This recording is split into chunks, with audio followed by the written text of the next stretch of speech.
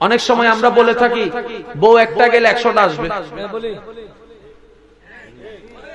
সমস্যা কি? একটা গেলে 100টা আসবে। একটা মেয়ের বাপ দাঁড়ায় বলেন তো আমি কতটা সমর্থন করি? একটা মেয়ের ভাই দাঁড়ায় বলেন তো আমি কতটা সমর্থন করি? আসবে না। নিজের বেলায় বললে না আমার মেয়ের ছাড়া অন্য জায়গায় বিয়ে করবি, মামলা করে দেব। কথা বলেন না। কিছু পুরুষ আছে বউ না ফিটেলে কি পুরুষ হওয়া যায়? বউ না ফিটেলে কি পুরুষ হওয়া যায়? আল্লাহ তারে দিছো একটা মেয়ে, একটাই মেয়ে, আর কোন সন্তান বড় করে যেদিন বিয়ে দিছে, বিয়ে দেওয়ার সময় যখন স্বামীর হাতে অভিভাবক হিসেবে মেয়ের বাবা হিসেবে হাত তুলে দিতে হয় না, যখন হাতটা তুলে দিতেছে জামাইকে কি বলতেছে জানেন? খবরদার আমার ফুলের গায়ে যাতে আঘাত না লাগে। এখন জামাইয়ে কয় আব্বা আমি তো শুনছি বউ না ফিটেলে পুরুষ হওয়া যায় না। আব্বা আমি তো শুনছি বউ না ফিটাইলে পুরুষ হওয়া যায় না, আপনি তো পুরুষ হয়ে গেছেন, আমার শাশুড়ির ফিটাইতে আমি কি হইতাম না? পুরুষ হওয়ার দরকার নাই, খবরদার যদি আমার মাইয়ার গায়ে হাত দিছো। এখন পিছন থেকে বউ আইসা কয় তোমার মাইয়া মাইয়া আমার বাপের মাইয়াটা কিতা? আই হাই হাই হাই, বুঝতে কি পেরেছেন? সেজন্য এই জিনিসগুলো একটু বোঝার চেষ্টা করবেন। নারীরা একটা বর্তমান সমাজে একজন মেয়েকে যদি কাজের জন্য রাখেন, একজন কাজের করার মতো বুয়া যাদেরকে বলেন আর কি, বর্তমান সমাজে বেতন কত? মাসে 6,000 7,000, তাও আবার কেমন ঘন্টার মিনিট দেওয়ার, ওই মিনিটের বাইরে আর কাজ করবে না। এখন সত্যি করে বলেন আপনার ঘরের বউটা যতদিন পরিশ্রম করছে আপনাকে কোনদিন বলেছে আমাকে এত টাকা বেতন দিতে হবে? সত্যি করে বলেন। বেতনওয়ালা সেই মহিলাটি কাজ করে নিজের মতো করে, কিন্তু আপনার ঘরের বউ আপনার সংসারে কাজ করছে নিজের সংসার মনে করে। সারা দিন আগুনের সামনে দাঁড়ায় রান্না করে, কেন জানেন? আমাদের মুখে একটু সুস্বাদু খাবার তুলে দেওয়ার জন্য।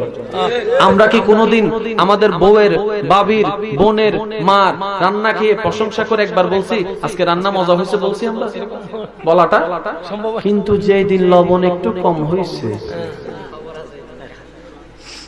আপনারাই বলেন, আমি বলবো না, যেদিন লবণ একটু, আর যদি চুল পাওয়া যায়, মঞ্জু কোন জায়গায় ছিল, চুলটা বাঁধতে পারো নাই। শুনেন, নারীরা বেশি কিছু চায় না। কি চায় জানেন? শুধু একটু মায়া, একটু মহাব্বত, একটু শ্রদ্ধা। যারা স্বামীরা আছেন, অনেক স্বামীরা মাইকের আবার শুনছে জামাই বউ ঝগড়া করে আজকে 2 দিন কথা বলেন, 1 দিন কথা বলে না, এই ফিট হয়ে ঘুমাই, ওই ফিট হয়ে ঘুমাই। লাভ কি? 3 দিন পরে তো আপনাদের মিলতেই হবে। 3 দিন পরে যখন মিলবেন এখন মিলে যান। কেন বলছি কথাটা একটু খেয়াল করুন। স্বামী স্ত্রীর সম্পর্ক যখন মহাব্বতের থাকবে, সন্তান একটা মহাব্বতের পরিবেশে বড় হবে।